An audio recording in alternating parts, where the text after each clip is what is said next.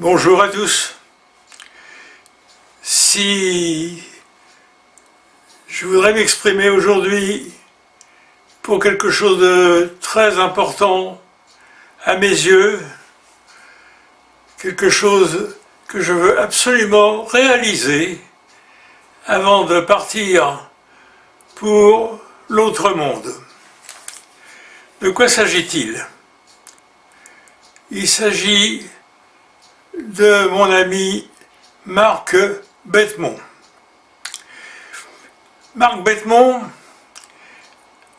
au début de notre rencontre, je parle sans notes, j'ai pas besoin de notes. Au début de notre rencontre, ce qu'il racontait, ce qu'il ressentait, ce qu'il vivait, ça n'intéressait vraiment pas grand monde, pour une raison très simple. Ah oui, c'est que Marc Bettemont avait de grosses carences en expression écrite. Forcément, il n'a jamais été scolarisé. Ça n'a pas empêché son intelligence de se développer, c'est ce que j'ai constaté, et ses perceptions ne sont pas des choses inventées, ça aussi, j'en ai été rapidement persuadé.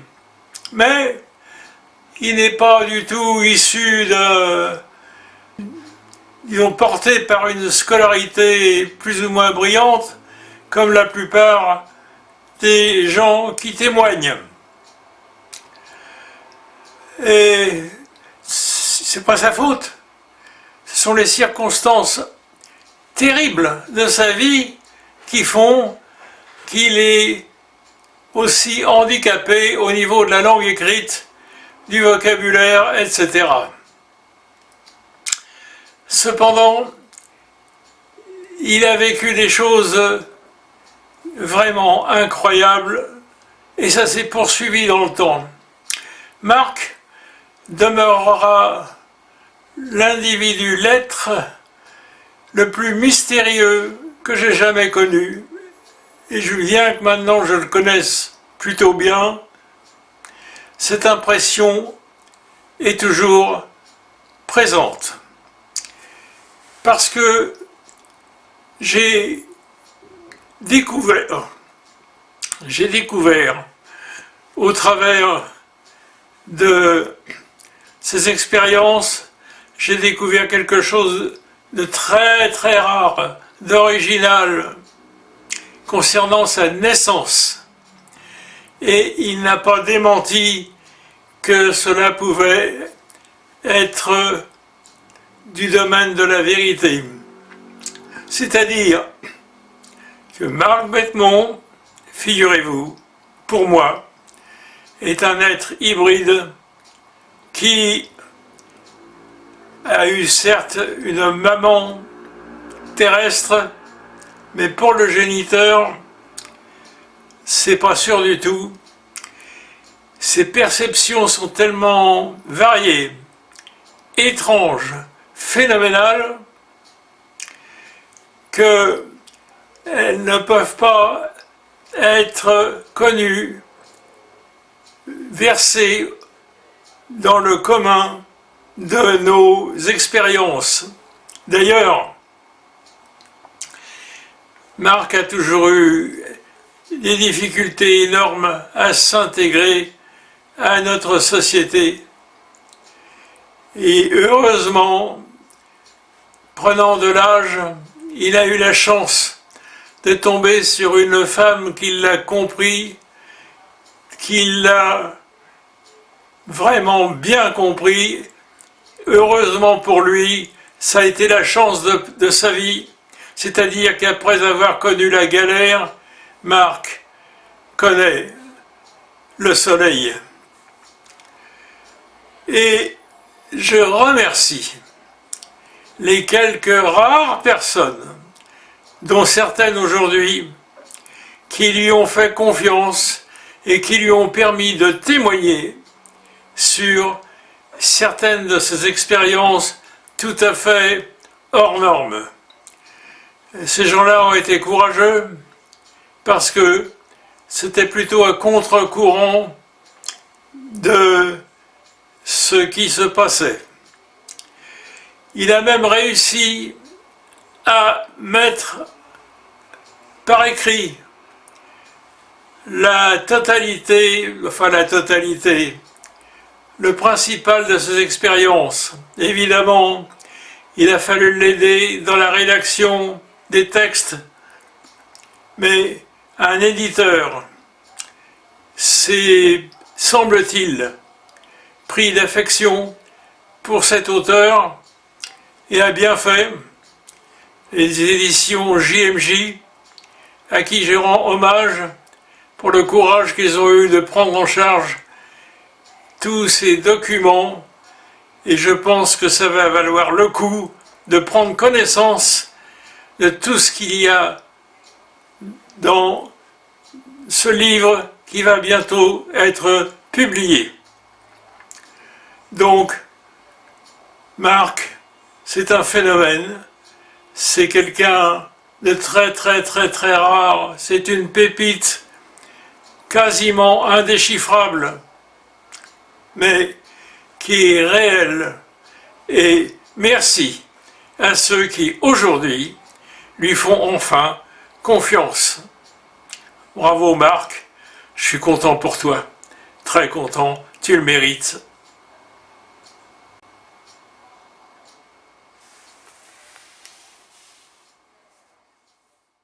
Bonjour à tous, bienvenue sur la chaîne Seed of Investigator. C'est une chaîne dédiée dans l'ufologie en général, le panel des observations, mais qui parlera aussi et inévitablement des abductions. Aujourd'hui, j'ai l'honneur, nous sommes le 3 mars 2023, et j'ai l'honneur de recevoir Marc Bettmont, un expérienceur et auteur.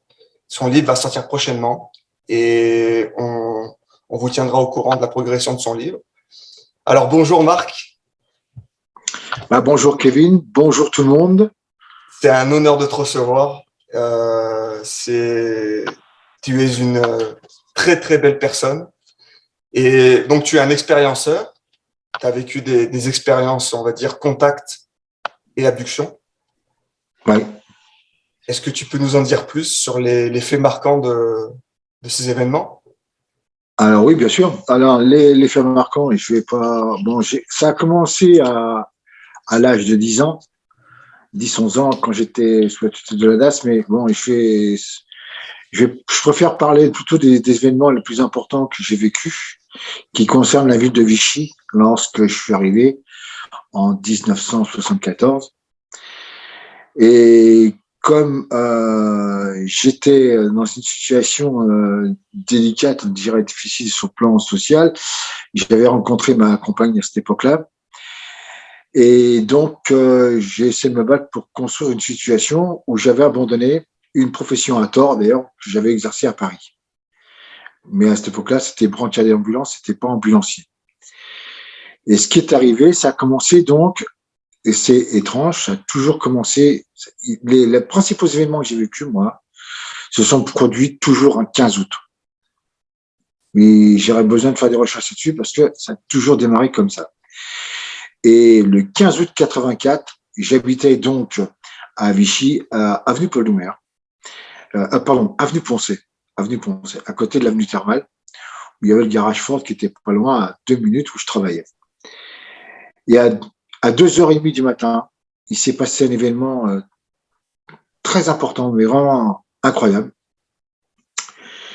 où je n'ai vu que cette deuxième partie, je n'ai pas vu la première partie de mon enlèvement. C'est le seul souvenir que je n'ai pas, mais le souvenir que j'ai toujours gardé dans ma vie, c'est le souvenir lorsque j'ai été ramené, j'étais donc allongé en surface au-dessus du lit. J'ai traversé, il y avait l'appartement au rez-de-chaussée, les portes, on m'a fait traverser les murs avec la porte, c'était passé par la cour, où il y avait le vaisseau sphérique blanc qui était au-dessus, et j'ai été tenu, comme ça par la main, par plusieurs voyageurs interstellaires, mais c'était des petits argentés qui flottait dans l'air, qui c'était très lumineux. Et ça avait illuminé toute la chambre. Et il y avait Françoise qui dormait dans le lit avec Moumous, une petite chatte noire qu'on avait à cette époque-là. Ils ont été terrorisés, mais terrorisés. Françoise a hurlé tellement elle ne revenait pas de voir ce qui se passait. Et moi, j'étais complètement, je me voyais au-dessus du lit pour être posé tout en douceur sur le lit. Je me suis toujours rappelé de ça avec les voyageurs qui me tenaient, qui me ramenaient posé sur le lit. Et j'ai une fois posé sur le lit, je me suis levé et Françoise était terrorisée, mais terrorisée, elle était cachée sous les draps. La chatte Moumous, elle crachait, elle était sous le lit. Et donc, une fois posés qui sont partis, j'ai voulu traverser la chambre pour aller à la porte qui donnait sur la cour à l'arrière. Et j'ai vu à ce moment-là le vaisseau sphérique se lever et disparaître à une vitesse foudroyante. Ça, c'était la première expérience vraiment dont je me suis toujours souvenu sur Vichy. D'accord. Mais, vas-y, je t'écoute. Ouais, je voulais juste t'arrêter sur les êtres. Tu dis qu'ils sont argentés. Ah oui. C'est la tenue ou c'est la peau? Non, c'est la tenue. Elle était hyper argentée et très lumineuse autour. Tout le corps, tout autour, c'était hyper lumineux.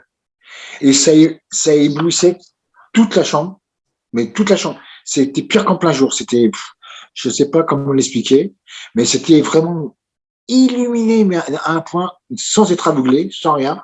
Mais c'était comme en plein jour, je dirais même plus qu'en plein jour. C'était incroyable. Ça a été un moment. Le visage? Je l'ai jamais vu.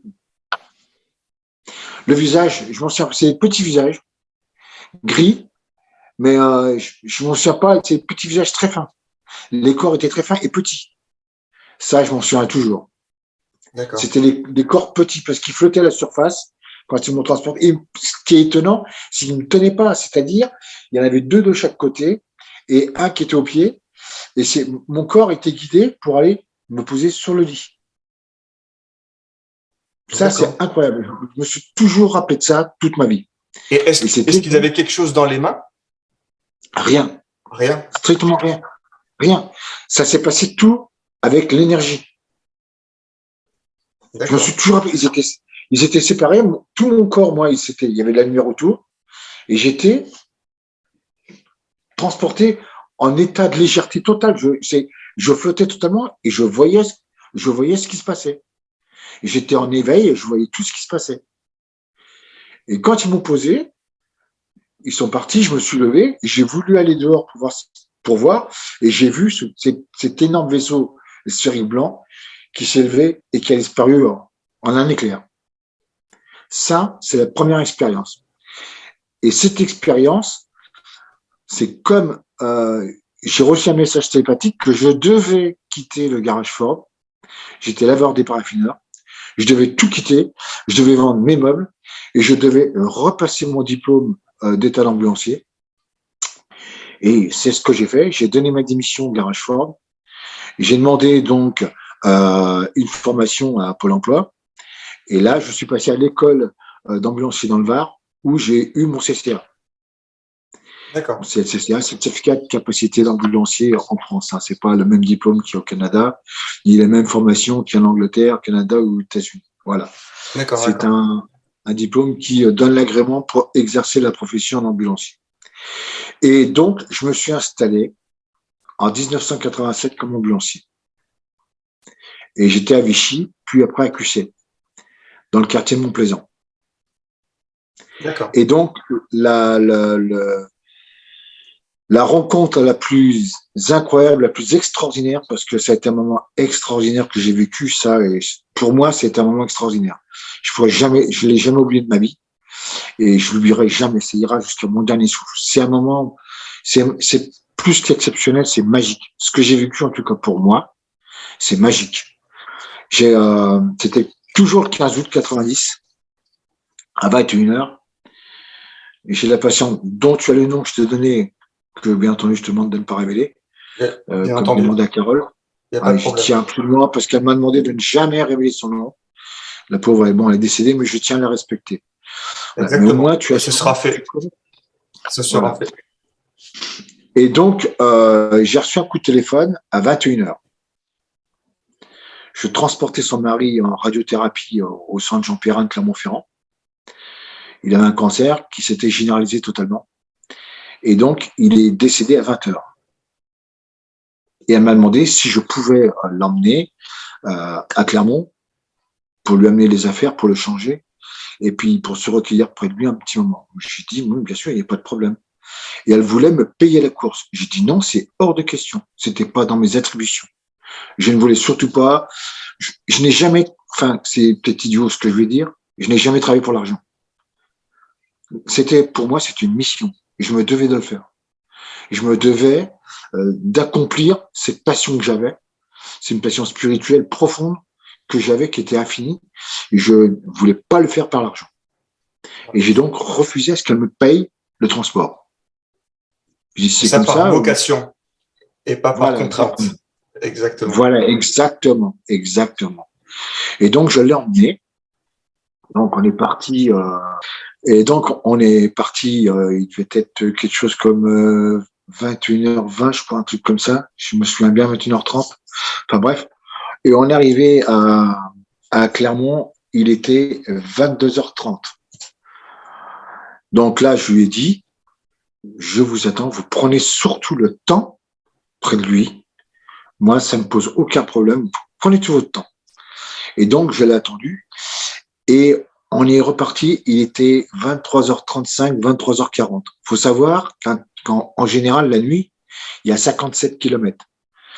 La journée, on met, je dirais, 50 minutes, 50, 55 minutes pour y aller. Mais la nuit, c'est 35 minutes, 40 minutes maximum. Voilà. D'accord. Et là, il va y avoir une surprise. Donc, on repart. Et j'avais donc une Ford Scorpio blanche, à cette époque-là, une 2,5 TD. C'est très connu, enfin, à cette époque-là. On est parti et je roulais très, très doucement parce que, comment expliquer ça? Pour moi, c'était une façon à moi de lui rendre un hommage. Il y avait un silence. Je tenais à respecter son deuil. C'était pas évident pour elle. Donc, par respect, une partie de trajet, je n'ai pas voulu, je l'ai laissé dans son intérieur d'elle-même. Et puis, ce qui s'est passé, c'est que à un moment donné, Aigues-Perses, Clermont-Aigues-Perses, on met à peu près, je dirais, un quart d'heure pour y aller. C'est sur la Nationale 9.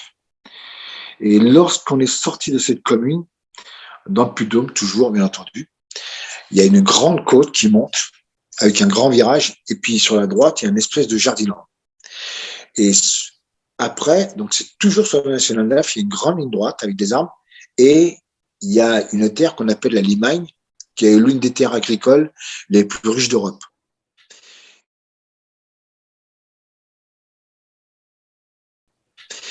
Où le maïs y est cultivé à grande échelle. Et ce qui s'est passé à la sortie de ce virage, on a eu une boule sphérique dans le document que je pense que tu as reçu, tu pourras voir. Exactement. Moi, c'est un exemple, hein, c'est pas elle, mais c'est un exemple pour donner le type exactement de ce que j'ai vu. Il y avait une boule sphérique orange, très au loin. Au-delà, il y a une petite commune qui s'appelle Effia, qui est à 5-7 km, mais c'était bien au-delà, et qu'on voyait au loin. Et puis, c'est bizarre, mais mon regard a été de me tourner sur la droite. C'était assez bizarre, mais j'étais obligé de me tourner sur la droite pour observer ce qui se passait. Et puis, ça m'a paru curieux.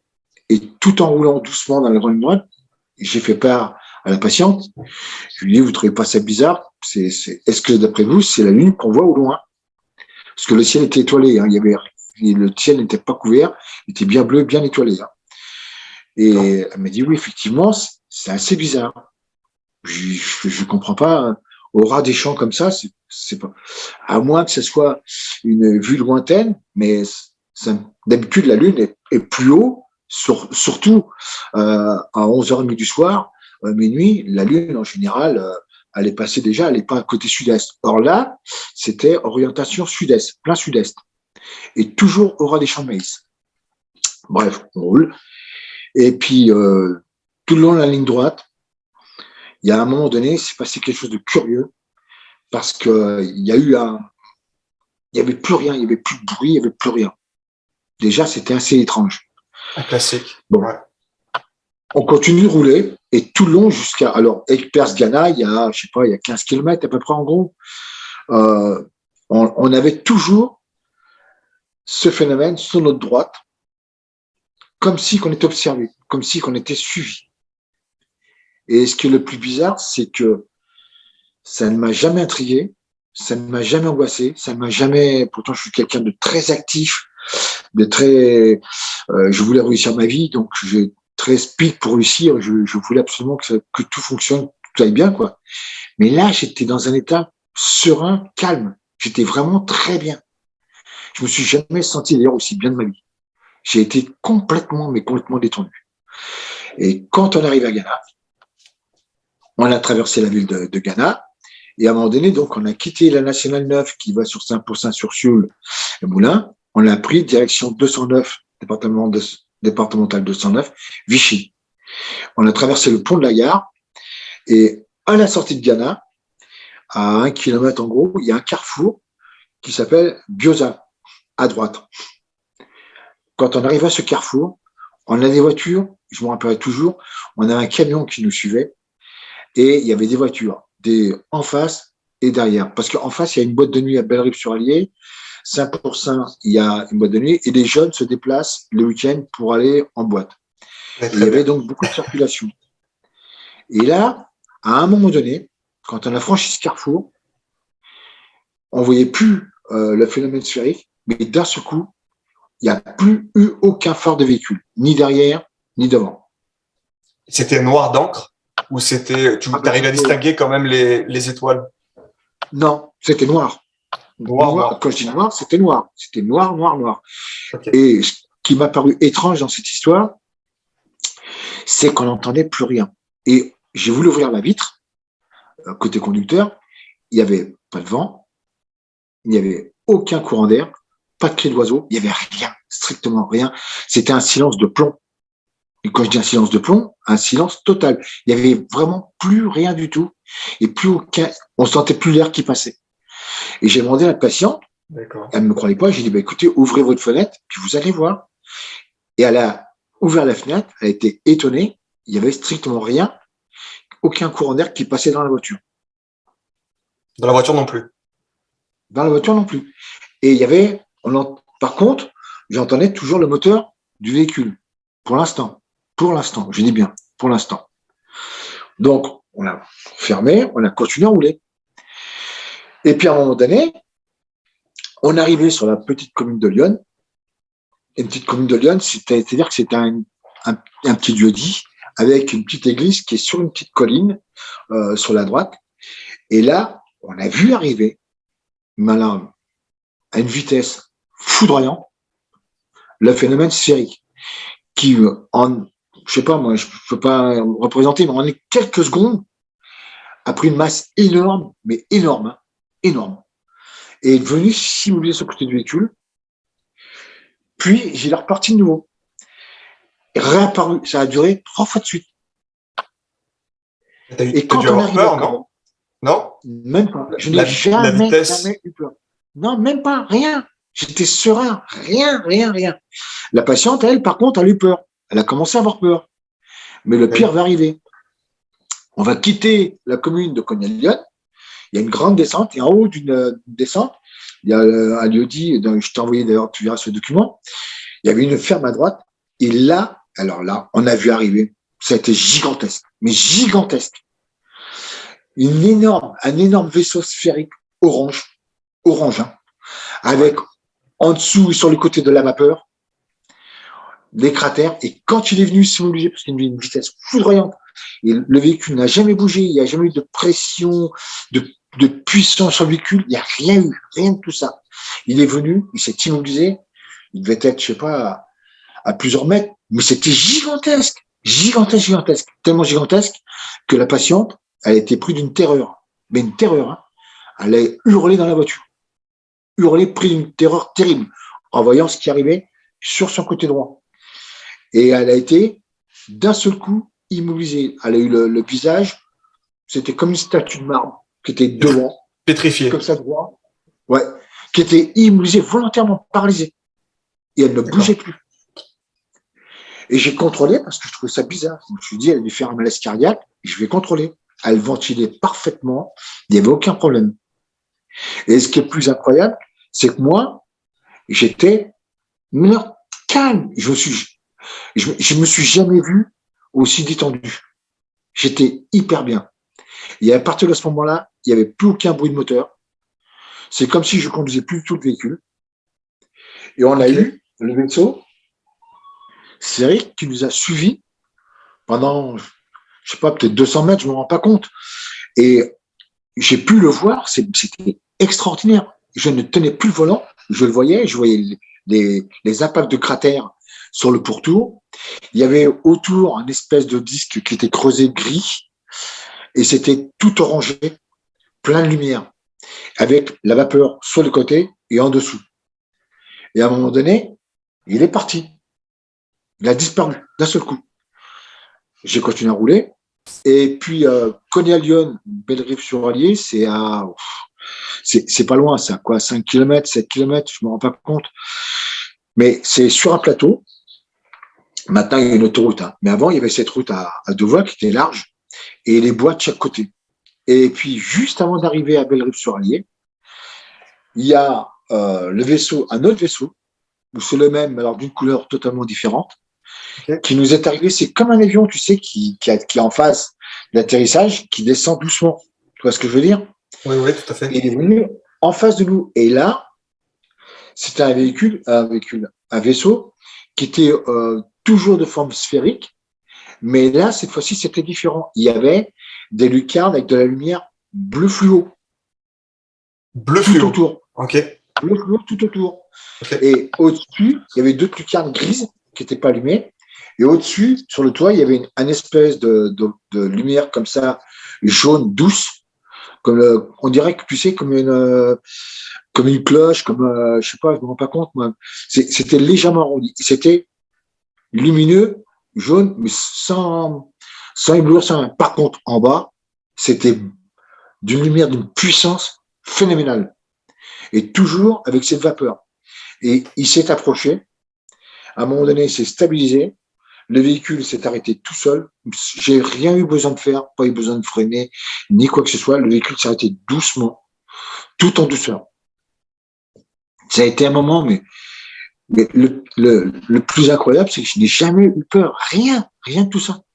Je me suis jamais affolé. J'en rigolais parce que j'en revenais. C'était tellement beau que j'étais, comment dire, pas enthousiaste, mais c'était magnifique. Ébahi par la, Voilà, par la beauté de ce que je voyais. Par la beauté de ce que tu voyais, exactement. Mais il manque une partie. Qu'est-ce qui s'est passé au moment où tu as vu la sphère orange? Ah ben, le véhicule a continué à rouler. C'était vers quelle heure, ça, à peu près? Ah ben, ça, c'était, j'ai pris la patiente à 23h40. Okay. Normalement, on aurait dû arriver chez elle à 0h10. Ouais. En fait, on n'est jamais arrivé à 0h10. T'es arrivé à quelle heure? J'avais plus de lumière. J'avais plus de lumière dans le véhicule. J'avais plus rien. Je voyais plus rien. Donc, j'ai jamais su, alors que je suis arrivé, c'est quand on arrive au commissariat. Mais tu vas voir la suite. Quand le véhicule est immobilisé, on est resté un bon moment immobilisé. Et puis, je me suis retrouvé, c'était assez bizarre. J'ai reçu un message par télépathie que je n'avais rien à craindre, que je n'avais pas besoin d'avoir peur, que je pouvais sortir du véhicule, que je n'avais rien à craindre de leur part. Je pouvais sortir du véhicule. Et j'ai voulu sortir du véhicule. Et le problème, c'est que quand j'ai voulu ouvrir la portière, c'était dur comme glacier. C'est comme si c'était de la tôle froissée. J'arrivais pas à l'ouvrir. C'était lourd. C'est comme si ça pesait plusieurs tonnes. Et j'ai été obligé avec. C'est comme s'il y avait un champ de force qui a enveloppé la voiture, c'est ça? Ah, je sais pas, je sais pas si c'est ça. Si c'est ça, alors oui, parce que je n'arrivais pas à l'ouvrir. D'accord. Et je me suis pris à plusieurs fois et j'étais obligé de donner des coups de pied dans la porte pour pouvoir l'ouvrir. Et ça m'a fait comme un grand froissement de tôle Alors que le véhicule n'a jamais été accidenté. Il n'a jamais été froissé ni rien du tout. Parce que le lendemain, j'ai vu le véhicule qui a été mis en épave, mais ça, je l'expliquerai. Et j'ai pas pu l'ouvrir. Et j'ai mis un temps fou pour que la porte s'ouvre. Finalement, la porte s'est ouverte. Et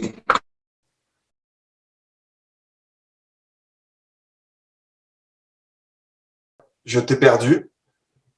On va faire une petite pause. alors, j'ai voulu. Donc, je t'ai récupéré. Il y a Voilà. eu une interférence. Et au moment le plus croustillant, donc tu as essayé d'ouvrir la porte. Il y a eu comme un froissement de tôle, un bruit de froissement Ouais. de tôle. Mais la voiture est en bon état. Ouais. Et donc, Et la qu'est-ce qui porte s'est était passé? très lourde. La porte était très, très, très, très lourde. D'accord. J'avais beaucoup de mal à l'ouvrir. Finalement, donc, j'ai réussi à l'ouvrir.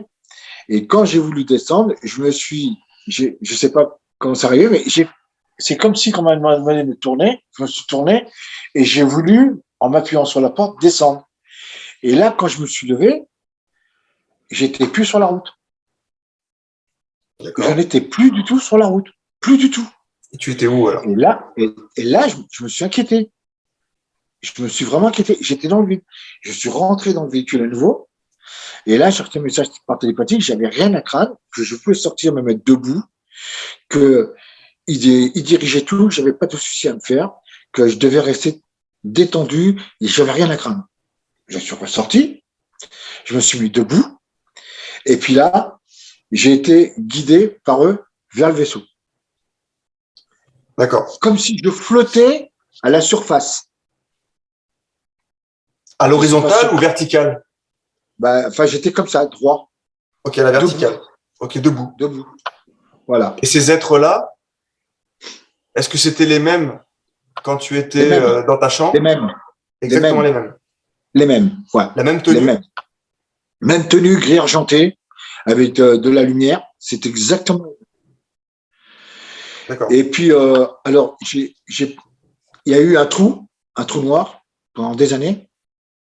Ok. Donc ça, je le raconterai plus tard, ce qui s'est passé, parce que j'ai vécu une régression, donc j'en parlerai dans une prochaine, Oui. où les souvenirs sont réapparus, où j'ai vu plein de choses. Donc, Parfait. il y a eu un trou noir qui s'est passé. Je me suis retrouvé assis dans le véhicule, je ne sais pas comment. Le véhicule roulait, je ne sais pas comment, mais le véhicule roulait, et silencieusement. Et la patiente, elle, était toujours dans le véhicule, immobilisée comme une statue de marbre. Elle ne D'accord. bougeait pas, toujours comme une sculpture, tu sais, une statue que tu mets. Voilà. Oui, Et donc, vraiment figé. ah oui. Et au bout d'un moment donné, quand elle a repris connaissance, le moteur de la voiture s'est remis à fonctionner. Mais j'avais plus de lumière dans le véhicule. Ok, c'est comme s'ils avaient fait pause, Ouais. et puis ils Ouais. avaient rappuyé sur play, et puis tout recommence Je sais comme si pas de rien comment ça n'était. s'est passé. Je sais Ok. pas comment ça s'est passé. Ce que je sais, une chose, c'est quand on arrivait, parce qu'on a traversé une partie plate de Bellerive, et après il y a eu la descente, il y avait l'ancienne clinique de la Vigie sur la gauche, et dans la descente, quand elle a repris connaissance, qu'elle s'est mise à reparler toujours en état de choc, le véhicule s'est mis, j'entendais le moteur. Tout était redevenu normal. Mais avant, non. Et eux, ils étaient en face. Alors, quand tu descends Bellerive-sur-Allier, les gens qui sont de la région Auvergne, de toute façon, ils le savent très bien. Il y a l'hippodrome Vichy-Bellerive qui est très connu sur le plan international. Et là, il y avait au-dessus de l'hippodrome, ils étaient au-dessus de l'hippodrome. Et ils nous attendaient. Et quand elle arrive en bas de la descente, donc de Bellerive, il y a le rond-point. Pour tourner à droite Bellerive, Vichy, à gauche pour aller à Charmeil, Saint-Rémy-en-Rollat, Creuzier, que tu dois connaître. Exactement, Et tu donc, fais très très bien. la patiente m'a dit, je veux aller au commissariat, il faut aller à la police, vite, il faut aller à la police, il faut aller leur dire, parce qu'il s'est passé quelque chose, il faut absolument qu'on ait témoigné à la police. Je lui dis, non, ça ne sert à rien. On va se foutre de nous. On va me lariser. Non, je vais passer pour un con et je ne veux pas y aller. Je vous en prie, monsieur Bettemont, je veux qu'on y aille. Je vous en prie, je veux y aller. Je vous dis, je vous préviens, madame, on va se foutre de nous. Bon, puis, voyant qu'elle s'énervait de plus en plus, j'ai pris à droite. On est allé au commissariat. Donc, on a traversé le Bellerive. avec le pont de l'Allier, traverser le centre de Vichy, et on est allé à avenue Victoria au commissariat. Donc là, toujours pas d'heure, hein. Je ne savais pas l'heure qu'il était ni rien, rien. Et puis là, on est arrivé devant le portail. J'ai voulu rentrer, ils n'ont pas voulu nous ouvrir le portail. La patiente, tellement elle était énervée, elle est descendue de la voiture, et elle a pris le portail comme ça, elle a commencé à s'énerver sur le portail pour qu'on lui ouvre. Alors quand ils ont vu qu'elle s'énervait, ils ont décidé d'ouvrir le portail. C'est un portail électrique ouvert. Je suis rentré donc avec le VSL dans le commissariat. Le portail a des trucs sanitaires légers. Hein. Oui. Et de là, on a eu une personne à la fenêtre, parce qu'ils n'ont pas voulu nous ouvrir tout de suite dans le commissariat. C'est à la fenêtre pour demander ce qu'on voulait. Alors, elle a dit, je viens pour témoigner, il s'est passé quelque chose sur la route, il faut absolument que je vois quelqu'un, on a été témoin de quelque chose, je veux témoigner. Et puis on dit, écoutez madame, vous repasserez demain, hein, on n'a personne à notre disposition. Et comme ils ont vu qu'elle s'énervait, qu'elle insultait le policier, elle l'insultait, hein, mais vraiment de tous les noms. Ils ont fini par ouvrir le porche en bois. Donc on est rentré à l'intérieur, et puis de là, il y a une salle d'attente, ils ont appelé l'OPJ. Et puis j'ai été sidéré parce que j'ai dit, il y a votre horloge qui déconne. Comment ça, notre horloge déconne? Je dis oui, c'est pas possible. C'est pas possible. Il était 11h35 quand on est parti de Clermont, il est 4h25, il y a un problème. Waouh. L'horloge, elle est arrêtée, c'est pas possible. Non, monsieur, l'horloge, elle fonctionne. C'est bien l'heure. Puis elle appelle les collègues, faites voir les montres, les gars. Ils ont fait voir les montres, il était bien 4h25. D'accord. Sidéré. Je dis, non, c'est pas possible. Je dis, c'est pas possible. Vos montres, tout déconne. Je voulais pas croire que c'était l'heure en question. Donc, un temps manquant de 5 heures. Voilà. C'est énorme. Alors, on nous met dans la salle, l'OPJ arrive, et puis ils envoient donc une brigade, la BAC. Ils se sont foutus de notre gueule. Tu sais, on entendait tout à la radio, hein. Par radio, tu sais. Ouais. Ils se foutaient de notre gueule. Oui, il y a la Lune. Oui, il y a plein de petits hommes de l'hippodrome. Ils sont là, ils sont partout. Non, en fait, rien du tout. Okay. Rien du tout. Hein. Ils sont malades, ces gens. Ils nous font dépasser pour rien. Donc, pose-leur des questions. Ils ne sont pas dérangés parce que là, il y a un problème. Nous, en tout cas, on ne voit rien à l'état actuel des choses. Bon. C'est déjà quand tu entends dire ça, tu te poses des questions. Tu te dis, mais. Oui. Surtout qu'il y a deux témoins qui ont vu la même chose. Exactement. Puis attends. Alors, ils apprennent. D'abord, il faut monter les escaliers. Monsieur Boutenon, vous restez là. Madame, vous montez. Et puis, comme je sponsorisais, je donnais aux orphelins de la police nationale tous les ans. Donc, ils me connaissaient. Donc, j'attends la salle d'attente. Donc, elle fait sa déposition. Il me faut monter, je fais la déposition. On a fait exactement la même déposition. Exactement la même. Et donc, on redescend. Et puis de là, il y a le PJ qui vient et qui vient voir la patiente et qui lui dit, Madame, vous avez de la chance que votre mari est décédé parce que ça aurait été le cas contraire, Madame. On vous a mis en garde à vue pour outrage à force de l'ordre. Enfin bref, il avait insulté tout le monde. Un dépositaire de l'autorité publique. Je sais plus comment on dit. Voilà, exactement. Voilà.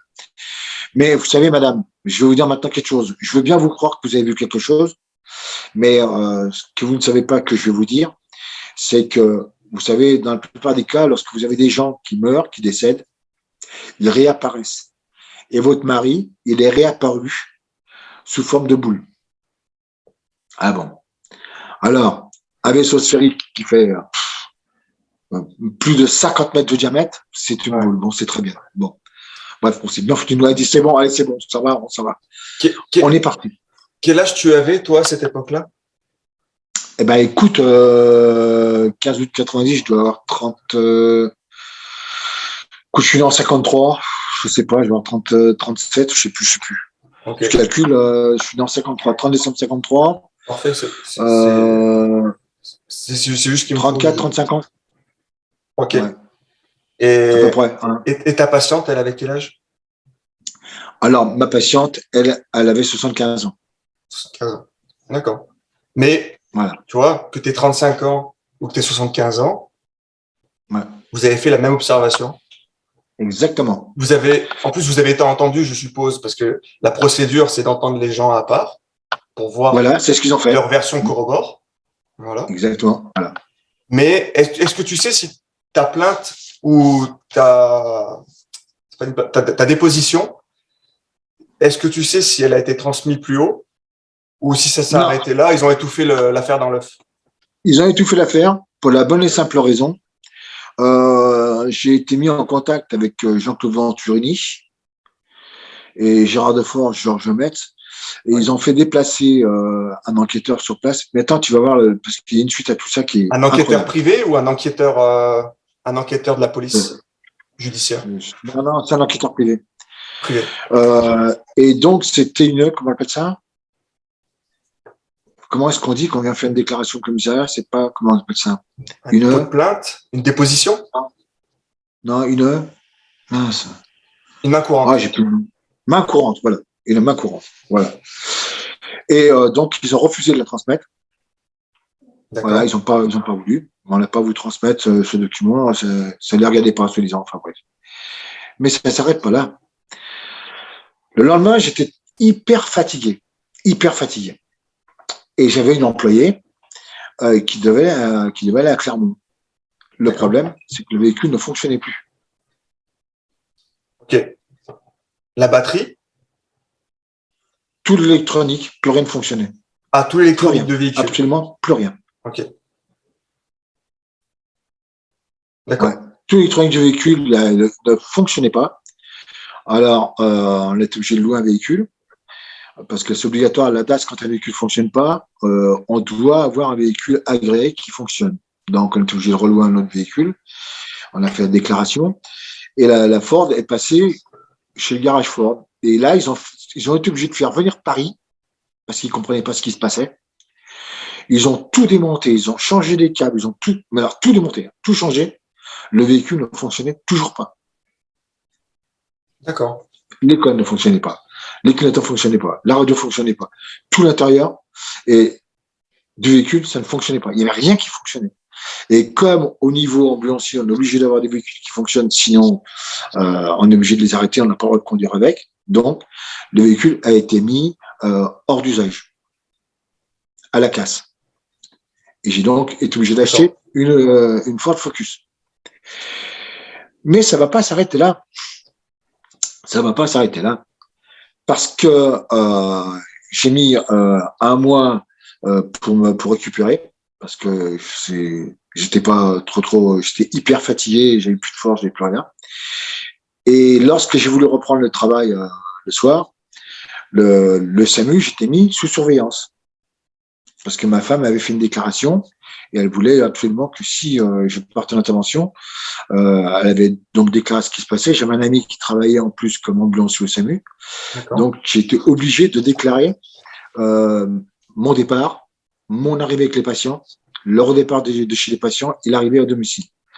Et ce qui s'est passé, c'est qu'au mois d'octobre, je suis parti aux urgences de Vichy pour transporter une personne qui a eu un accident. Donc, c'était un salarié qui travaillait dans les vignes de Saint-Pour-Saint-sur-Sioule, que tu connais. Et donc, c'était sur la gauche la gauche à 100%, en prenant la route de Montmarot. On arrive à ce petit village, si je dis, et puis là, je vais pour remplir renseignement à la facture et tout, il m'offre le café. Et donc, son mari, le monsieur le patron, m'a dit il vous est jamais rien arrivé sur la route? Et je dis mais comment ça, rien arrivé? Oui, vous n'avez jamais arrivé la nuit, ça va? Vous voyez jamais rien sur la route? Et je dis attendez, je comprends pas là. Vous pouvez m'expliquer ce que vous êtes en train de me dire? Parce que si vous êtes en train de me faire un coup monté avec votre employé, je dis là, ça va pas le faire. Je dis parce que c'est pour se foutre de moi, vous avez réussi. Et il y avait sa femme qui dit non, calmez-vous, monsieur, calmez-vous. Attendez. On va vous expliquer après. Je vais vous mettre une feuille sur la table et une feuille à mon mari. tous les deux, vous allez dessiner ce que vous avez vu. On vous expliquera après. J'ai dit, rien, je sais pas du tout dessiner. Mais ça fait rien, c'est pas grave. Vous dessinez ce que vous avez vu. Donc, je dessine la sphère. Et son mari avait dessiné exactement la sphère. D'accord. Mais sauf que eux, c'était en pleine journée. C'était à 17h. Ok.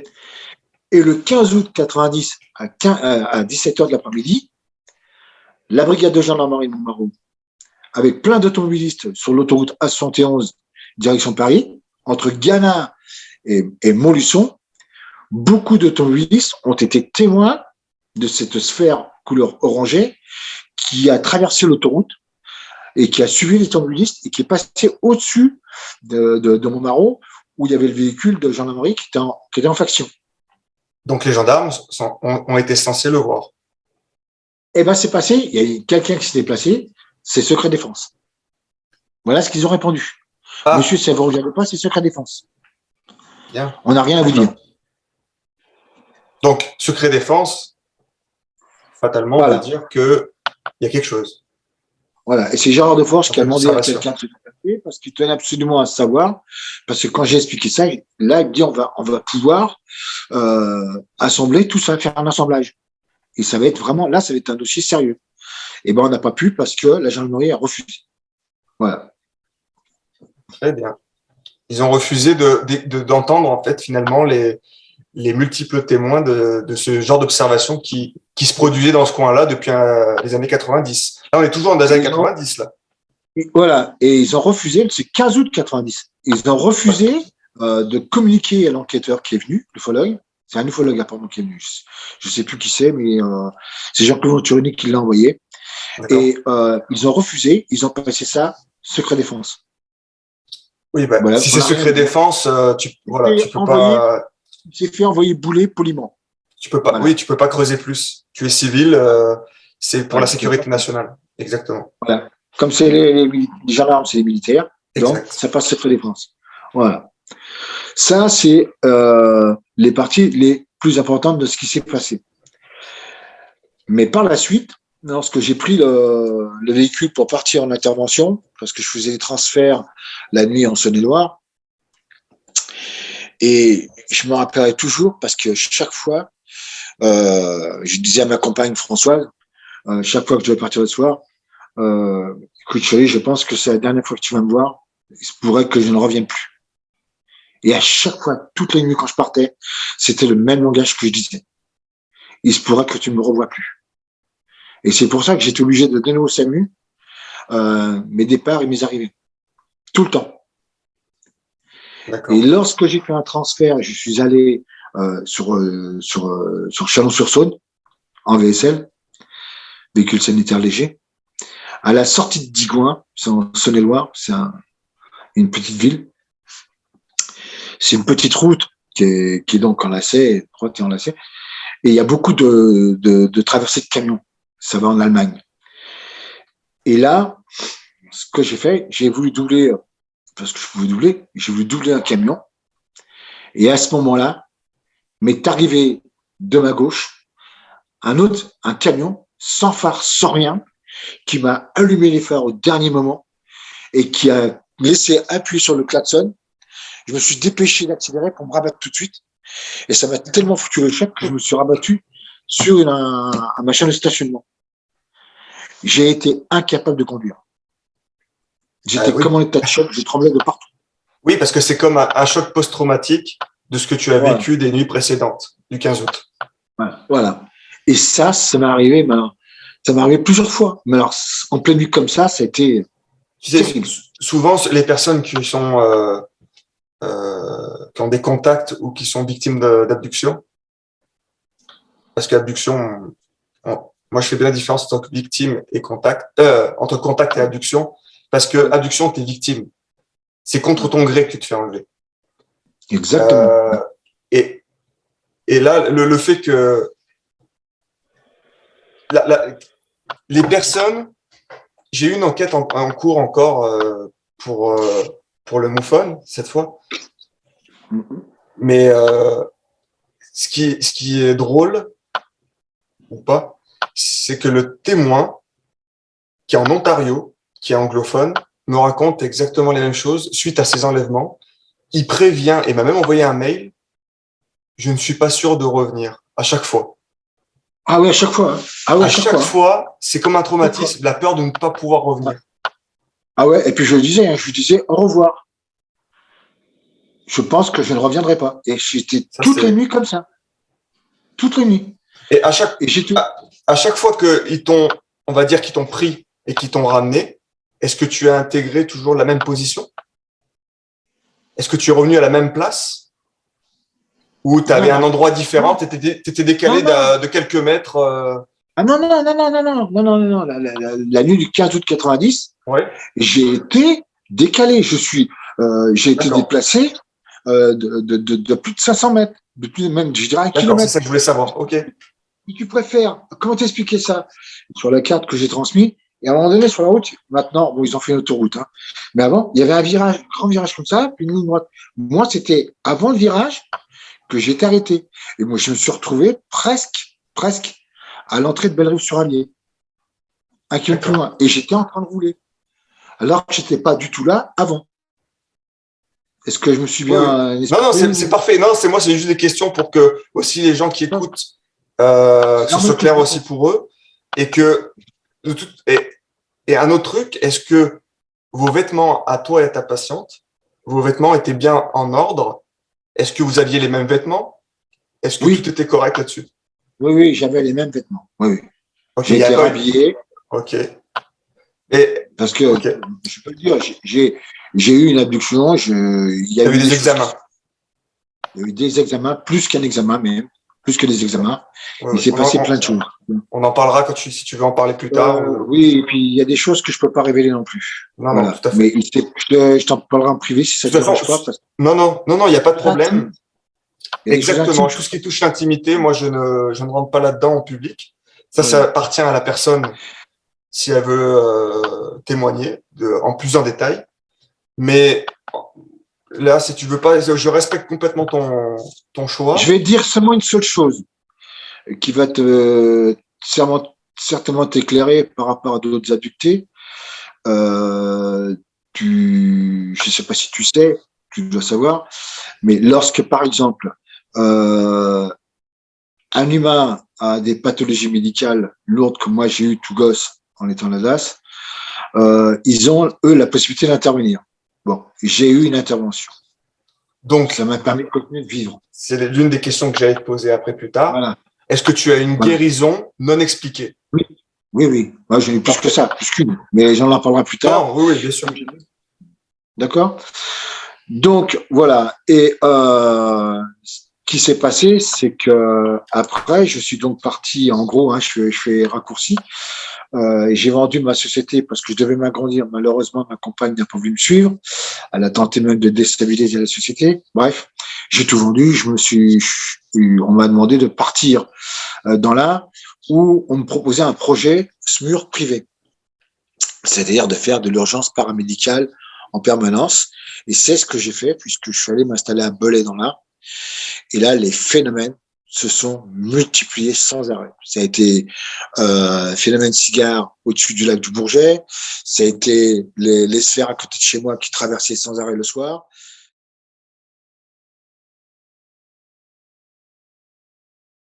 Ça a été les phénomènes triangulaires où j'ai mis en état de choc un médecin et ma collègue en rentrant à l'intervention. Qui a été, on a eu un énorme vaisseau triangulaire entre Belay et Virignan. Belay, c'est dans l'Ain, et Virignan, c'est toujours dans l'Ain, c'est à la limite frontalier de la Savoie. Il y a une montagne qu'on appelle la Dent du Chat, qui est très connue. C'est du côté d'Yenne, avant Chambéry. Cette montagne est très, très, très connue. Et on a eu un vaisseau gigantesque. Et pourtant, j'avais une caisse carrée. Je t'enverrai la photo. Et j'ai été déporté par la puissance vibratoire du vaisseau triangulaire était telle que ça m'a déporté l'ambulance et j'étais presque au bord de tomber dans le canal. Il y a une espèce de mini-ramin qui va directement dans le canal. C'est là où il y a le club d'aviron. Et j'ai failli tomber dans le canal. C'est eux qui ont empêché. et ils sont restés immobilisés, c'est-à-dire que le vaisseau était comme ça, en face de moi, avec la lumière au milieu, les 3 points de chaque côté. Ok. La lumière, quelle couleur au milieu? Au milieu, c'était blanc, blanc-jaune. Blanc. Très lumineux, très lumineux, Ouais. très lumineux. Voilà. Et les points de chaque côté, moi, ils étaient bleus. Ok, donc tu voyais le dessous, mais à la verticale, Le dessous. où il était vraiment au-dessus de toi à l'horizontale. Il était devant comme ça. Il était devant comme ça, l'ambulance. Devant, donc c'était un triangle qui était face à toi comme ça. La pointe est en avant. Ok. Et l'arrière était à gauche, à ma gauche. D'accord. Donc, comme ça, sur le côté. D'accord? Ok. Voilà. Je t'enverrai la maquette parce que j'ai fait une maquette en question. Oh. Et ça a mis en état de choc, mon salarié qui s'est mis en arrêt. Ça l'a traumatisé. Encore un témoin. Ouais. Et ça a été terrible avec le médecin. Ça a été terrible. D'accord. Et là, tu peux me rappeler en quelle année ça s'est produit, ça? Ça s'est passé en 2004. En 2004, ok. Ça s'est passé en 2004. Et 2004, ça a été l'année où il s'est passé quelque chose de terrible. Et c'est ce qui a entraîné d'ailleurs la rupture de mon couple, parce que mon ex-compagne en avait marre de vivre tous ces phénomènes qu'on était en train de vivre sans arrêt. Ça n'a pas arrêté. Hein. Et le pire du pire est arrivé, puisque mon ex-compagne, malheureusement, sur demande de ses parents, enfin bref, bon, je sais pas, avait fait un IVG, enfin bref, c'est les conséquences de ce qui s'est passé. Bref, je vais l'expliquer, mais je veux pas m'étaler là-dessus parce que c'est le lourd passé de la DAS. Non, on va se refocaliser sur tes expériences. Voilà, c'est une expérience. C'est une expérience supplémentaire. On allait tous les ans, et c'est là qu'est venu Christophe Messen me voir. Tous les ans, on allait pour mon anniversaire, donc à Roquefort-la-Bédoule, qui est dans le Var, chez mes amis, pour fêter le Nouvel An et mon anniversaire en même temps. Et donc, il s'est passé un événement incroyable. C'est qu'à la sortie de l'autoroute de Grenoble en direction de Valence, au péage de Saint-Martin, je ne sais plus comment, on a 2 voies et le temps c'était pas de la pluie, mais de la brouillasse. Et je me rappellerai toujours de ça. On avait les appels de phare. Et j'avais une BMW derrière moi avec 2 gamines et puis un couple qui voulaient me doubler. Et comme j'ai reçu les appels de phare, j'ai dit à l'BM, je fais signer à l'BM avec la vitre ouverte de rester derrière. Et à la sortie du virage, j'ai vu la voiture arriver en face de moi, en contresens. D'accord. Mais, c'était pas du tout un humain. Ça n'a rien à voir. Et à chaque fois que je changeais de fil, il y avait 2 voies. Hein. Donc, le véhicule en face de moi changeait de fil. J'allais à gauche, le véhicule changeait de fil. Je reprenais à droite, changeais de fil. Et tout en avançant, les 2 face à face. Et puis la BM, elle a voulu doubler. Et quand elle a vu le véhicule, je lui ai dit, surtout, restez derrière. Et à un moment donné, on est arrivé à... C'était un moment de folie, de stress épouvantable, parce que Françoise criait dans la voiture. Elle hurlait de terreur, tellement elle voyait la voiture venir nous percuter. Et à un moment donné, il y a eu un refuge, et ça a été à quelques mètres près. J'ai jeté la voiture sur le refuge, ainsi que la BM, et le véhicule est passé. Et on a vu, de l'autre côté, des véhicules de police remonter vers le péage. Le problème, c'est qu'au péage, le véhicule n'a jamais apparu. Le véhicule qui était en face de nous, qui venait me percuter, n'est jamais apparu. Et j'ai vu le visage du conducteur, qui était un visage gris, avec un chapeau, comme si il y avait plus de peau, tu vois ce que je veux dire? Comme s'il y avait plus de peau, il y avait que des marques de traits. Tu vois ce que je veux dire? Tu vois le visage cadavérique un peu. Voilà, c'est ça. Voilà, exactement ça. Et gris, penché sur la voiture, il me regardait comme ça. Le volant comme ça, tu vois, et puis il me regardait. Okay. Il était vêtu comment? Vêtu d'un parka, un espèce de manteau gris foncé noir, un truc noir, et puis un chapeau. Et le véhicule? Ouais, c'est intéressant ça. Le véhicule, il était comment? Le véhicule, j'ai pas eu le temps de le voir, tellement ça allait vite. J'ai pas eu le temps. C'était sous la pluie, j'ai pas eu le temps de le voir. Il y a que lui que j'ai vu quand il est passé à côté, D'accord. parce que moi, j'étais sur le Est-ce refuge. J'ai eu le temps de voir ça, c'est tout. pour toi, est-ce que c'était une camionnette, un camion, Non, non, non, une non, non, non, voiture, non, non, non, c'était une voiture. une voiture? Ça, je le confirme, c'était une voiture. Je le D'accord. confirme, je l'affirme. Et est-ce que tu penses, parce qu'on parle souvent des hommes en noir, est-ce que tu penses que ce genre de choses était pour te provoquer un accident, pour arrêter suite à tes antécédents, d'aller témoigner, de parler à des gens, de tes Alors, expériences, etc. non, T'as pas non, vécu ça comme une menace? non, pas pour moi. D'accord. Par contre, j'ai oublié de stipuler une chose, c'est quand, euh, je vais le dire, c'est qu'entre-temps, en 94, il y a eu 92, pardon, il y a eu une rencontre chez moi. 2 ans Ils sont après. venus, Ok. ils sont venus chez moi. Euh, Quand tu dis ils où sont venus chez moi, il s'est passé quelque chose de très important. Oui, d'accord. ils sont venus, plusieurs. Oui, un couple. Dans l'une, c'était je considère que c'était une policière ou militaire, quelque chose comme ça, D'accord. parce que ma compagne s'est fait immobiliser dans la maison. Si tu préfères, j'ai reçu un appel. J'étais trop vite, je m'excuse, j'ai oublié de le dire. Non, non, il n'y a pas de J'ai problème. reçu un appel. Justement, c'est pour ça qu'on creuse un peu plus. J'ai reçu un appel le 15 août 92, toujours le 15 août. Ah non. Et une personne qui voulait, ça faisait plusieurs jours que je voyais que l'ambulance, un couple qui me regardait. Ils étaient descendus de l'hôpital, qui était boulevard Danière, et ils étaient tout le temps en train de m'observer. J'ai trouvé ça bizarre. Et puis j'ai reçu un appel le matin en me demandant, ils voulaient avoir des renseignements sur comment on pouvait devenir ambulancier, ce qu'il fallait faire et tout, et comment je faisais ce métier. Bon, mais j'ai dit oui, je peux vous le dire et on peut venir en début d'après-midi. Mais je dis écoutez, oui, si vous voulez, il y a aucun problème. Et j'ai vu tout de suite. Alors ça a été flagrant immédiatement. Quand ils ont monté les marches, ils sont rentrés, j'ai compris tout de suite à qui j'avais affaire. C'était incroyable. Et elle est restée. Alors, on est rentré, il y avait la porte de la cuisine, il y avait la salon dans la maison, parce qu'on avait une maison. Elle était au bout de la table. Elle était au bout de la table, comme observatrice, tu sais. Et puis, je leur ai proposé de boire. Ils ont refusé. Ils ont voulu que de l'eau. Que de l'eau, rien d'autre. Ah Pas bon. de jus de fruits, Ok, rien. c'est intéressant. Je leur ai donné. Et puis, on a discuté.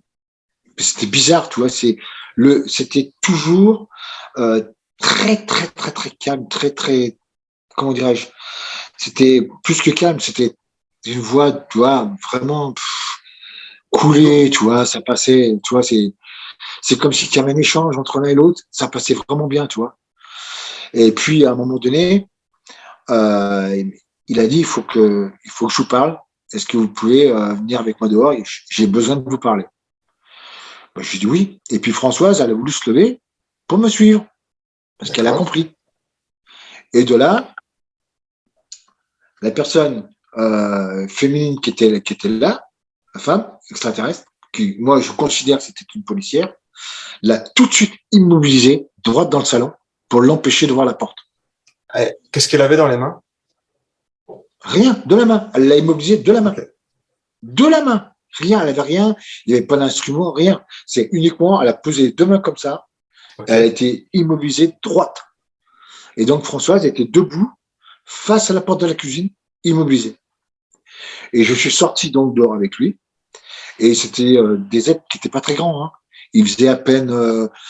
François faisait 1m67, c'était à peine la grandeur. Alors que moi, je D'accord. faisais 1m60. C'était bon. Je veux dire, pareil, ils étaient Toi, plus petits que moi. tu mesures combien, toi? 1m75. 1m75. D'accord. Et Et c'était, comment leur tenue vestimentaire, leur couleur de peau, leur regard? ah ben, le regard, c'était un visage, comment dirais-je, blanc, pas rose, il n'y avait pas de teint d'humain, si tu préfères. Ok. C'était blanc avec des yeux toujours noirs creusés. Des yeux en forme d'olive. Tu vois ce que je veux dire? Très Vraiment, ouais. comme ça, tu vois. Ok. Et très, très, très brillant, très. C'est ça qui m'a fait comprendre tout de suite à qui j'avais affaire. Tout de suite.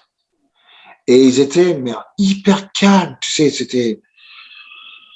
Je sais pas, c'était. Et c'est comme si j'avais été mis dans une situation où j'avais pas besoin d'avoir peur, où j'étais resté. Je suis resté tout le temps calme et serein, j'étais posé. Ça m'est jamais arrivé, ça. À chaque fois, j'étais pas comme ça. Et lorsqu'on est descendu, la vérité a éclaté. Il m'a dit, je pense que tu as compris pourquoi on est venu te voir. Tu as compris qui on est. Je dis oui, j'ai compris tout de suite qui vous étiez. Et là, il m'a dit, en fait, on te connaît depuis très longtemps. D'accord. Et là, j'étais sidéré. Il me dit, tu sais que quand tu étais jeune, tu faisais le métier d'ambulance à Paris. Est-ce que tu te rappelles qu'il y a eu un accident? J'ai dit oui, je me rappelle très bien. Oui, je me rappelle très, très bien. C'est nous étions intervenus. Tu étais branché à l'ambulance et tu as même sauvé une dame en posant tes mains sur le front de cette dame. Et c'est vrai que j'avais posé mes mains sur le front d'une dame qui était âgée et qui avait dit, lorsqu'elle était sortie auprès du médecin à la Riboisière, c'est mon sauveur, c'est mon sauveur, c'est mon sauveur, c'est lui qui m'a guéri. Et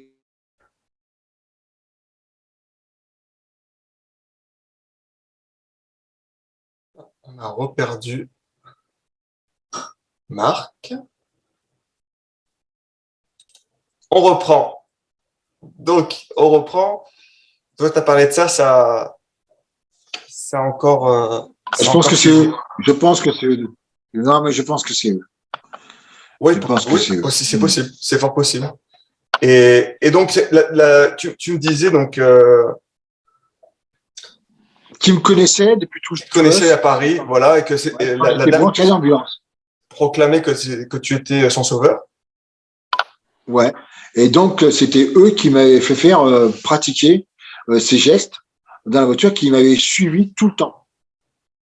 D'accord. Et ils m'ont dit, de toute façon, on te connaît mieux que tu ne le penses. Il m'a dit, maintenant, on te connaît très très bien, on te suit, on t'observe. Et c'est comme ça que quand tu as abandonné le métier de l'ambulance, on a décidé d'intervenir pour te permettre de refaire ce métier. Et on n'a jamais vu, je vais pas, ce que je dis, je vais pas me vanter, hein. Je me vante pas dans ce que je vais dire.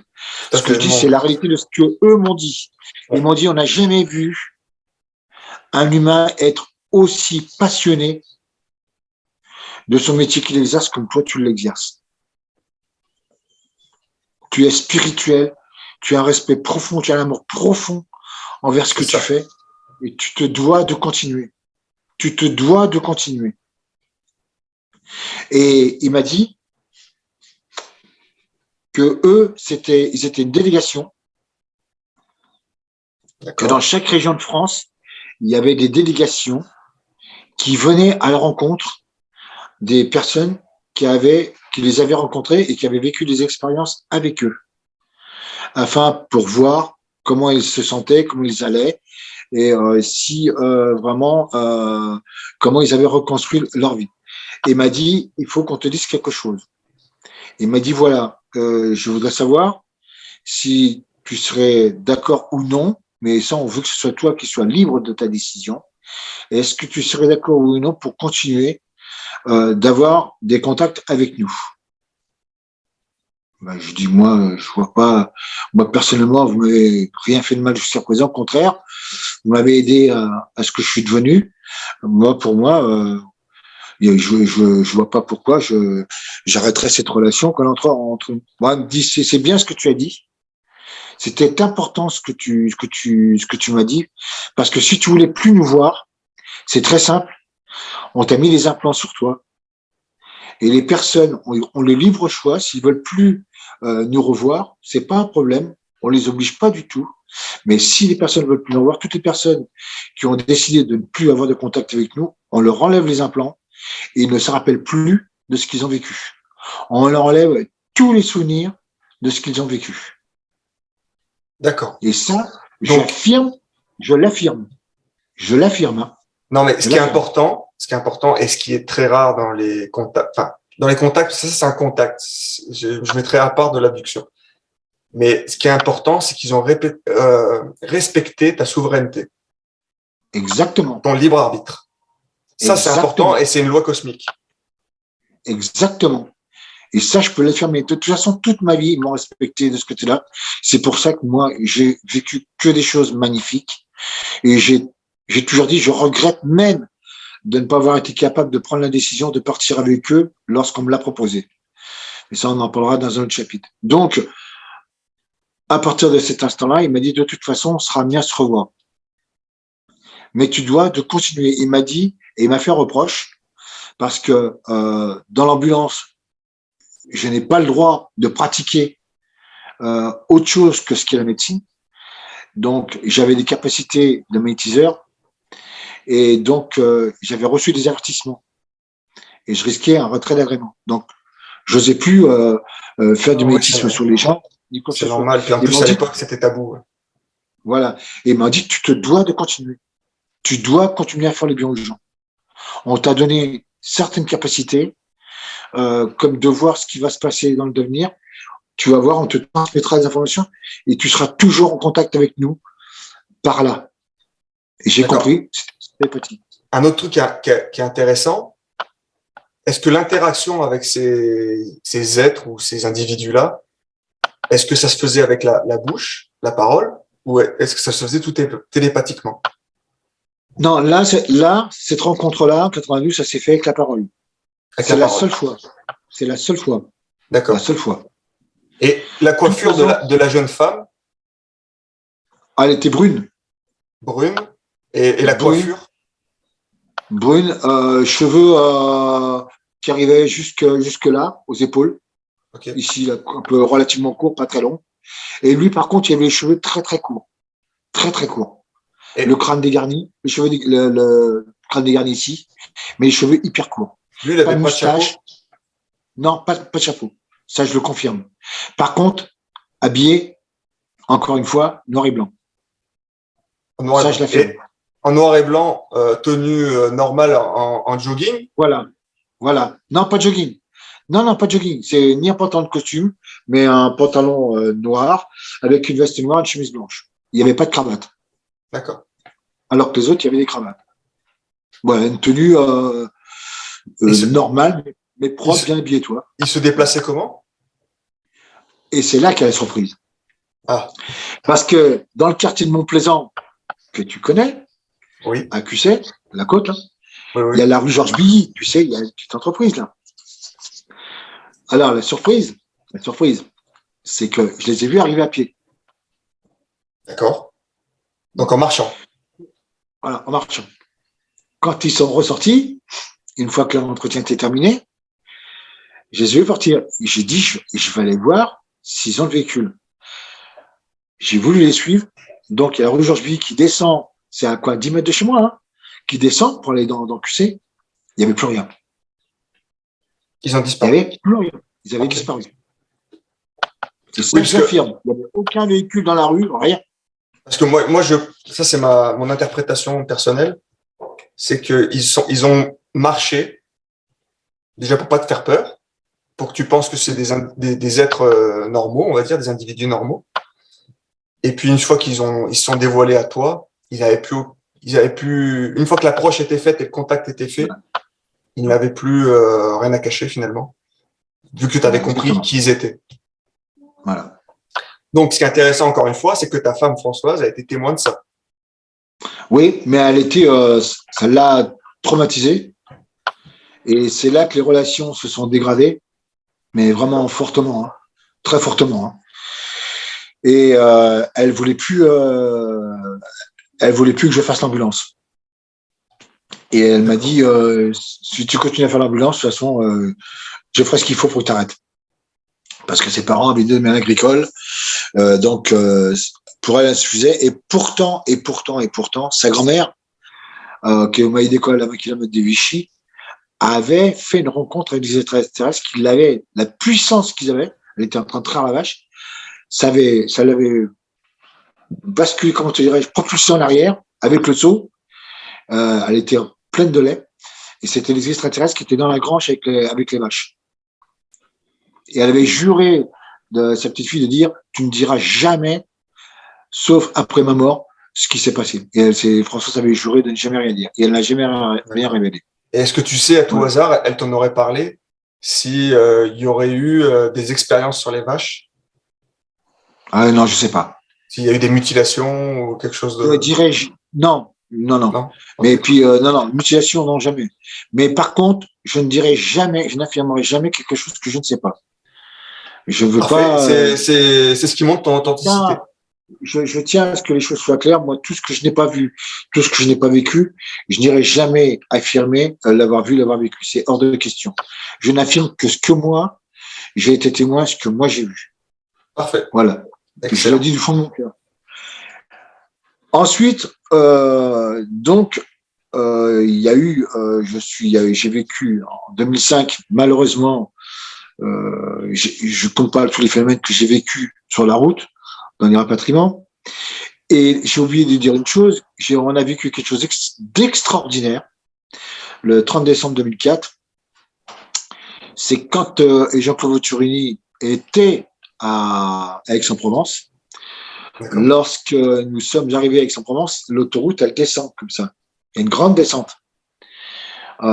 Et là, il y a eu dans le ciel, en face de nous, alors tout le long de la route, les Françaises étaient tellement terrorisées par ce qui s'est passé, c'était elle qui était visée. Je l'ai reçue parce qu'ils me l'ont dit. Ils voulaient lui faire peur, et c'est ce qui s'est passé. Et c'est ce qui a entraîné notre rupture. Ce soir-là, ça a été le facteur déclencheur. Donc, ils ont provoqué la rupture, c'est ça que tu es en train de me dire? Ouais. Oui, pour moi, oui. J'en suis convaincu parce que ils m'ont dit que c'est pas à moi qui voulais faire peur, mais à elle. Et tu vas comprendre la suite d'entrée de jeu, à quel point on était sous protection.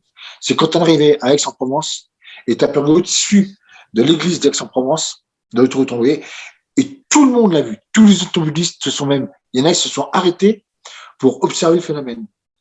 On l'a vu dans le ciel, un énorme visage.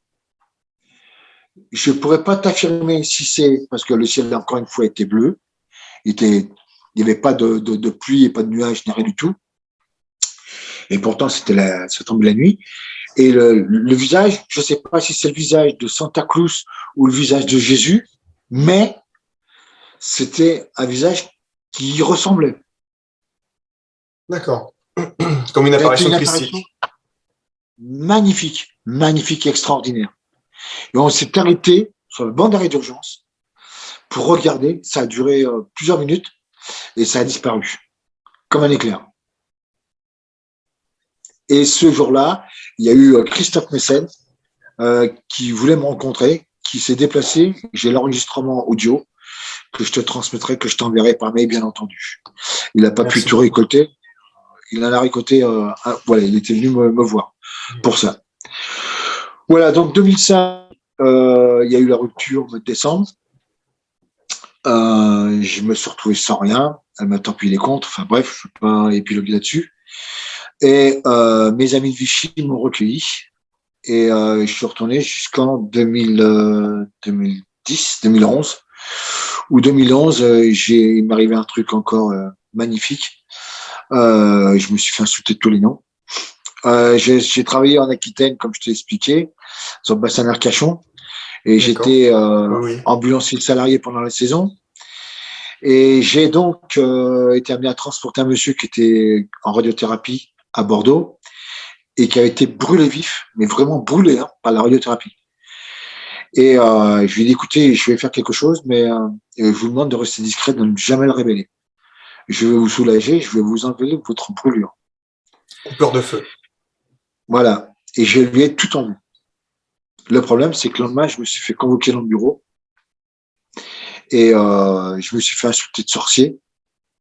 Que c'était terminé pour moi. Il voulait m'embaucher définitivement, mais vu mes pratiques de sorcellerie que je faisais en ambulance, c'était hors de question. Il ne voulait plus du tout que je sois en ambulance et il allait me mettre avec le câble, mais il m'interdisait de toucher aux patients. C'était sa femme qui s'était plaint. Ah, sa femme s'était plaint. Ouais, c'était sa femme qui a porté plainte. Du coup, il est mort une semaine après. Qui a fait quoi, je sais pas. Mais bref, il y a eu des conséquences. Donc, la collègue avec qui je travaillais, son mari est tombé brutalement malade, mais d'un seul coup, alors qu'il était en pleine forme. Et elle était avec moi, elle était témoin de ce qui s'est passé. Hein. Et elle a été obligée de témoigner, bien entendu, contre moi, mais ça, il n'y a jamais eu je n'ai jamais eu de rancune envers elle. Et donc, j'étais avec le cadre, Alain, et puis elle me téléphone et je répondais pas. Je voulais pas répondre. Et elle téléphone dans le cadre, en me demandant, il faut absolument que je parle à Marc, est-ce que tu peux me passer? Mais est-ce que tu peux rester discret et ne rien révéler de ce qui va se passer? Et lui, s'est engagé et il m'a dit, prends-la, t'inquiète pas, ça reste entre nous, le boss ne sera rien, je te promets, je peux te donner la garantie. Bon, très bien. Et elle me dit, écoute, mon mari, il est à Pessac, il est très, très gravement malade, les médecins refusent de me dire ce qu'il a. Est-ce que tu pourrais me dire, Marc, ce qu'a mon mari? Et je peux te dire que j'ai mis un moment qui a été difficile pour dire pour dévoiler. C'est jamais évident de dévoiler quelque chose parce que en plus je recevais, mais à un point comme ça, j'ai été étonné. Et j'ai reçu l'information que son mari avait une leucémie foudroyante. D'accord. Donc, et je lui ai révélé, mais je lui ai dit, est-ce que tu penses que je peux te dire la vérité? Et elle m'a dit, Marc, dis-moi la vérité, je veux l'entendre, t'inquiète pas, je t'en voudrais pas, mais si tu te trompes, mais je veux savoir. Qu'est-ce que tu sais? Et je lui ai dit, écoute, ton mari a une leucémie foudroyante. Et son mari dirigeait le laboratoire du CHU de Pessac, c'est un laboratoire pharmaceutique avec plusieurs employés. d'accord. Et elle m'a dit, est-ce que tu penses qu'il va s'en sortir? Écoute, je lui ai dit, je vais te dire quelque chose, il faut que tu te prépares. Et il faut que tu prépares les enfants, parce que je crois savoir que tu as, 2 enfants. Elle me dit, oui, c'est vrai. Comment tu sais? Je le sais, c'est tout. Je sais que tu as 2 enfants. Tu dois les préparer, absolument, parce que c'est une épreuve difficile que vous allez traverser et il faut absolument que tu te prépares à son départ. Ça va être très rapide. Et puis je lui dis, tu sais, j'ai ton mari qui est à côté de moi. Alors je vais te dire ce qu'il me demande de te dire. Maintenant, il n'y a que toi qui dois prendre la décision qui devrait être prise. Moi, je te transmets ce que ton mari me demande de te dire. Vas-y, je t'écoute, Marc. Alors, il me demande que tu quittes l'entreprise d'ambulance et que tu t'occupes du laboratoire. Mais j'ai jamais fait ça, tu te rends compte, il est personnel. Je me suis jamais occupé de ça, je sais pas comment je vais faire, je sais pas comment j'y arriverai.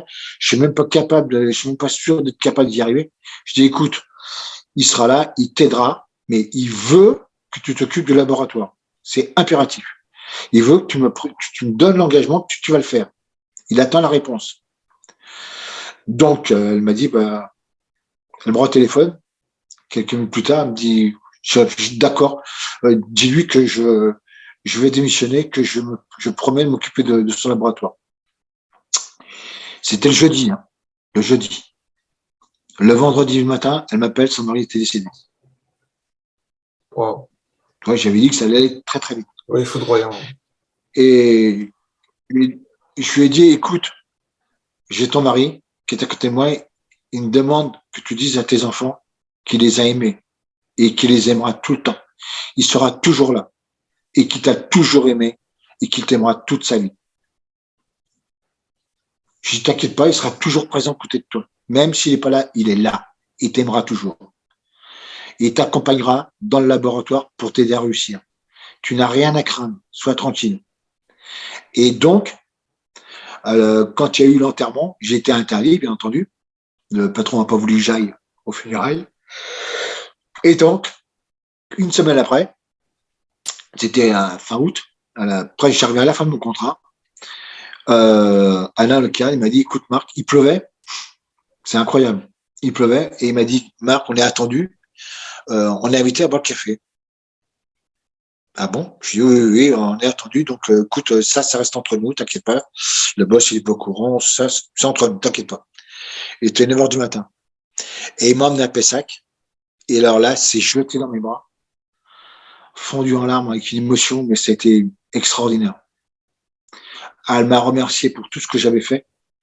Et le personnel qui était au courant sont venus et m'ont tous pris dans leurs bras.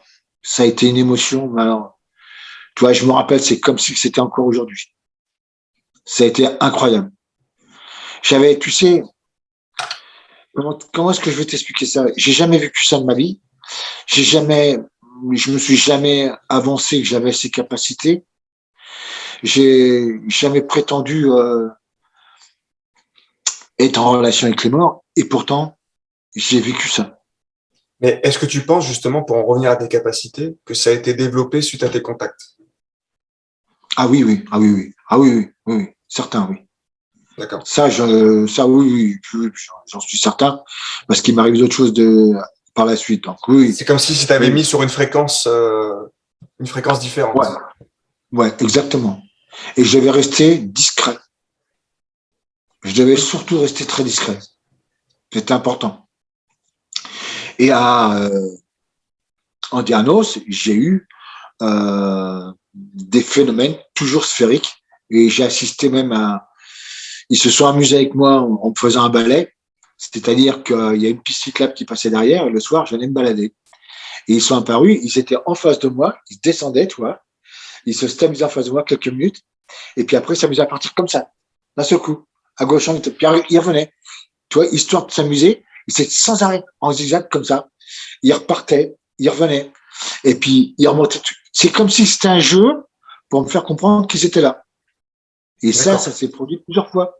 Et pour toi, ces entités, elles viennent de l'espace ou elles viennent d'un endroit sur la Terre? Non, sur place. Dans l'espace, pardon. Dans l'espace. Dans l'espace. D'accord. Tu sais, je te donnais le nom. Moi, c'est eux que j'ai connus. Ouais. D'accord. C'est eux que j'ai connus. Voilà. Parfait. C'est pour ça, il y a plusieurs types de rencontres avec des voyageurs interstellaires de plusieurs planètes différentes, qui fait que chaque humain qui vit des rencontres avec ou sans abduction vivent des rencontres différentes, vivent des abductions différentes des uns des autres. Tout à fait. Tout à fait, avec des entités différentes. Voilà. Il y a des similitudes, oui, mais sauf que les choses sont différentes. Pourtant, c'est similaire à ce que moi j'ai vécu. Oui, parce que toi, dans ton cas à toi, c'est plutôt une expérience positive. Ah, moi, ça a toujours été magnifique. Voilà. Moi, ça a toujours été magnifique. Et je vais faire part d'une chose que je raconte toujours dans mon livre, d'ailleurs, qui s'appelle Expérience de rencontre extraterrestre, qui est en correction aux éditions JMG, Jean-Michel Grandcir.